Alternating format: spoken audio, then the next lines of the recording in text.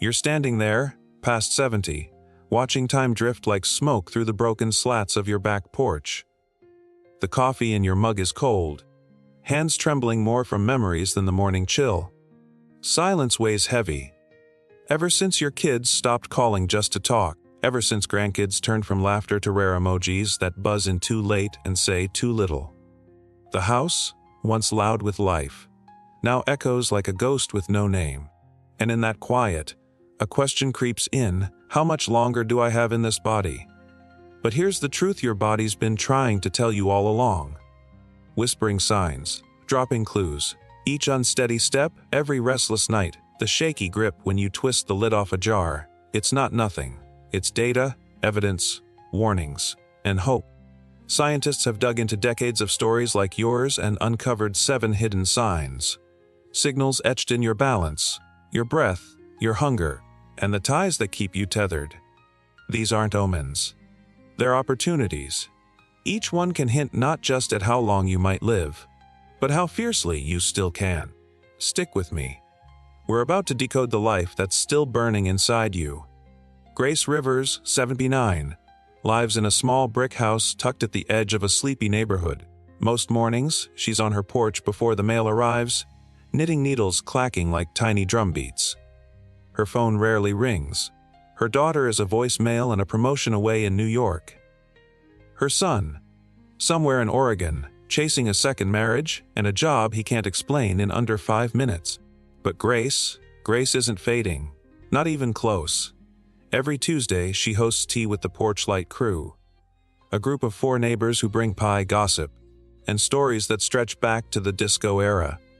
She's got a weekly bingo night at the rec center, choir practice on Thursdays, where her alto still carries weight, her calendar's cluttered with life. Science backs her up. Studies out of UCLA and the Journal of Gerontology say strong social ties past 70 aren't just pleasant. They're powerful. They lower inflammation, sharpen the mind, ward off depression, and reduce mortality by years. Isolation, on the other hand, eats you alive, quietly, without ceremony. It's been linked to faster cognitive decline, weakened immunity, and a higher risk of heart disease. Loneliness doesn't just hurt, it kills. Just ask Harold, same age as Grace, who lives 2 streets over but might as well be on the moon. His curtains stay drawn, his mail piles up in silence. His daughter texts twice a year, out of duty. No one remembers the last time someone knocked on his door. At 76, he tripped on his front steps and laid there for 2 hours before a delivery guy spotted him. His recovery's slow. His eyes don't hold stories anymore. Just fog. There's nothing sentimental about connection. It's survival. It's your brain firing hot instead of dimming to embers. It's laughter echoing down empty halls, a tether to purpose, to identity. When you've got people who see you, who say your name like it still matters, something in you roots deeper, steadies. You fight harder. So, pick up the phone. Even if they don't. Knock on your neighbor's door. Join the card game, the walking club, the potluck you've been ignoring. Don't do it for nostalgia. Do it because it rewires you from the inside out. Keeps you human. Keeps you here. Grace told me once, sliding a plate of cookies across her table. My people keep me anchored. I've lost track of time sometimes, but never of the ones who laugh with me. You don't need a crowd. Just a few good ties to stitch you into the fabric of this world. Leo Brooks, 82, rises with the sun and sleeps like the earth, deep, still, and full of secrets. He's an ex-steelworker with hands that remember weight, but it's his rest that's kept him unbroken. Every night at 9:30 sharp, he draws the curtains, shuts out the noise, and slips into a quiet so complete it could pass for prayer. His son lives across the country now, caught up in venture capital and fatherhood. His daughter checks in every other Sunday. But Leo doesn't let the silence swallow him. His secret isn't resilience. It's rhythm. Sleep's my rebuild, he told me once, sipping warm milk in his dim-lit kitchen. Without it, I'm scrap metal. With it, I'm still iron. Science doesn't just agree, it's shouting. According to the National Institute on Aging, seniors over 70 who maintain consistent, restorative sleep live up to 15 years longer than those trapped in cycles of tossing, turning and waking in the dark. During deep sleep, your body repairs muscles, clears toxins from the brain, stabilizes mood, resets memory.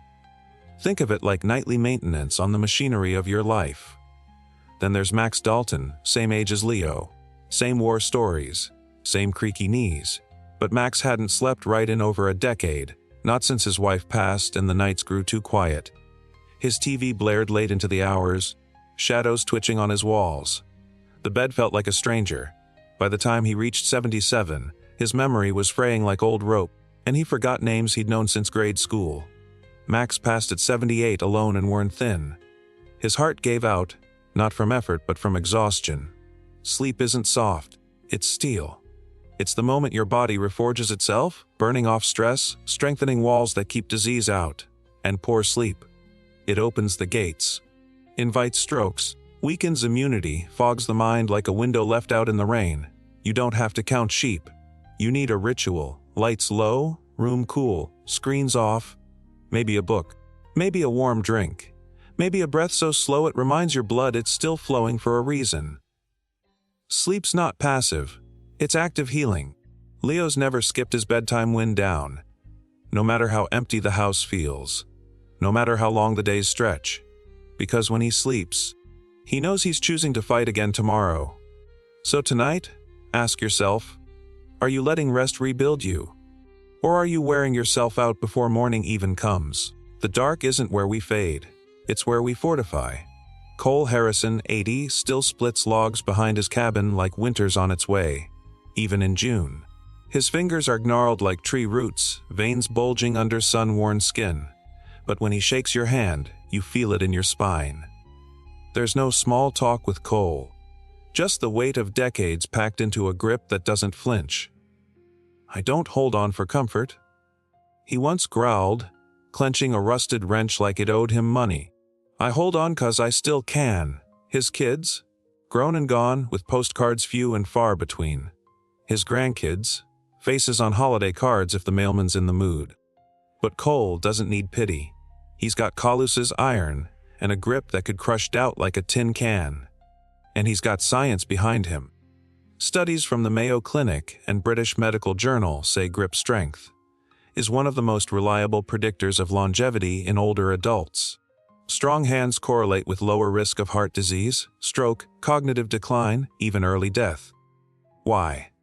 Because your hands are the front line. They hold weight, carry burdens, and signal how well your muscles, nerves, and blood vessels still fight. Now meet Ely Turner, also 80, just 2 houses down from Cole. Same white beard, same grizzled stories from the Navy. But Ellie's hands shaky. Weak, he can't twist open jars anymore. Fumbles grocery bags until the eggs crack. Just getting old? He shrugs though his eyes say otherwise. Last winter, Ellie slipped on his porch. Couldn't brace himself in time. His wrist snapped like dry twigs under boot heels. Hospital? Rehab? Pneumonia crept in while he was stuck in bed. He never made it to spring. It wasn't just a fall. It was fragility, and it started with the hands. Your grip isn't just about strength, it's about agency. Power. Proof that your body still listens when you tell it to hold on. Every jar lid you open, every doorknob you twist, every bag you carry. It's a small rebellion, a signal to the universe. I'm not done. Want to test it? Grab a towel, twist it tight. Squeeze a stress ball until your knuckles flash white. Can you feel it? That's your life force, condensed. That's survival at your fingertips. Cole never stops training his grip. These hands raised kids, built fences, buried dogs. He says, I owe it to them not to go soft. So next time you think that shaky hand is just old age, think again. Pick something up, hold it, own it. Reclaim what your body still remembers. Your hands are memory, strength, and stubborn defiance wrapped in skin. Don't let go. Maya Thompson, 76, has a habit. Every morning before breakfast, she steps barefoot onto her living room rug, lifts 1 foot, and counts. 1 Mississippi, 2 Mississippi. All the way to 10. Sometimes 12. Her arms hover out to the sides, fingers relaxed, eyes focused on the corner of a painting her husband hung 30 years ago. It's silly, she laughed once, adjusting her cardigan, but I stand because I still can. and I plan to keep it that way. What Maya's doing might look small, but in the eyes of Stanford researchers and geriatric specialists, it's nothing short of revolutionary. Balance after 70 isn't just about staying on your feet. It's about staying alive. A 10-second one-leg stand has been shown to predict longevity in seniors. Those who can't hold the pose are significantly more likely to suffer falls, cognitive decline, and early death. It's not just about muscle. Balance reflects brain coordination, nerve health, even emotional stability. A wobble now could be a warning bell tomorrow. Owen Carter, also 76. Same town, same quiet mornings. But a different story. He laughed off balance exercises as yoga nonsense. He never tried standing on one foot, never walked heel to toe across the kitchen like Mia did. Then came the icy day in December. One missed step off his porch, one hard fall. A broken hip, then surgery, then complications. Owen passed away 6 months later. Not from the fall itself, but from what followed: immobility, hospital infections, depression. His balance wasn't just off, it was gone, and it cost him everything. The truth is, your body's ability to balance is your spirit made visible. It says, I still have control. I still know where I am. When you lose that, you lose a kind of inner compass. And it's harder to come back from that than from most injuries. Maya's no athlete. She's a retired librarian who keeps a tidy garden and feeds stray cats. But she treats her balance like sacred ground. "It's my ritual," she says. "If I can stand still, I can stand strong. So how do you stand?" Literally, try it now. Take off your shoes. Stand tall. Lift one foot a few inches off the floor. Time it. No cheating, no wobbles. Can you hold it? Can you steady yourself? Or do you feel the earth tilt beneath you? If it's hard, that's okay. That's where the work starts. Small steps, big gains. Walk the hallway heel to toe. Rise from a chair without using your hands. Let your muscles and brain have their conversation again. You're not just avoiding a fall. You're claiming your ground. The storm may blow, but if your stance is strong, you don't have to break. Nora James, 74, doesn't just cook, she feasts. Her kitchen smells like cinnamon and garlic most days, something always simmering on the stove. Even living alone, she sets her table every night, cloth napkin folded just so, a candle flickering beside a full plate. "If I'm gonna eat," she says, "I'm gonna eat like I matter." She stirs pots the way others stir memory. Slow, deliberate, with love. And her hunger. That's not just about food. It's about fight. Appetite in your 70s is a blazing indicator of how fiercely your body wants to keep going. Researchers from Johns Hopkins found that seniors who maintain a healthy, hearty appetite live longer, resist illness better, and recover faster from surgery and falls. Eating well isn't just nourishment, it's resistance. Now meet Ivy Adams, same age, once a vibrant baker who used to bring blueberry muffins to every church gathering. But after her son moved away and her world went quiet, so did her meals. Dinner became a cup of tea. Lunch a cracker. Not hungry? She'd murmur, eyes fixed on nothing in particular. The weight fell off. The spark dimmed. She stopped baking, stopped inviting friends, stopped caring if the fridge was full. At 76, pneumonia took her. Not all at once, but in slow, creeping inches as her strength withered. Loss of appetite in older adults isn't just a side effect. It's a red flag.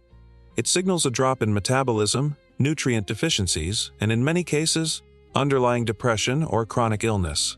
Your body stops asking for what it needs. And slowly, it stops showing up, but you can fight back with a fork. Nora knows this. Every bite she takes is an act of rebellion against the slow fade. She piles her plate with roasted vegetables, tender chicken, hearty soups, and the occasional indulgent peach cobbler. Food is joy.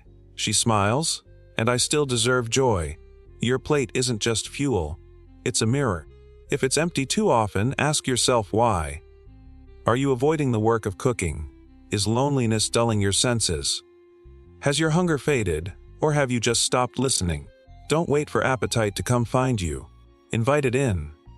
Play your favorite music while you cook. Sit at the table, not in front of a screen. Eat with others when you can. Flavor your food with memory and meaning. Your meals are your moments of control, of nourishment, of defiance. You've got more mornings to rise for, more dinners to savor, more bites that say, I'm still here, so load your plate, light the candle, eat like you're not done and you won't be. Jack Sullivan, 77. Spends his mornings in a wooden chair beneath a cherry tree he planted when his first daughter was born. He trims bonsai trees with weathered fingers, hums old jazz standards, and speaks slowly, like time still listens. His life hasn't been easy. His wife passed 10 years ago. His retirement plan collapsed. His son stopped calling after a falling out no one remembers clearly anymore.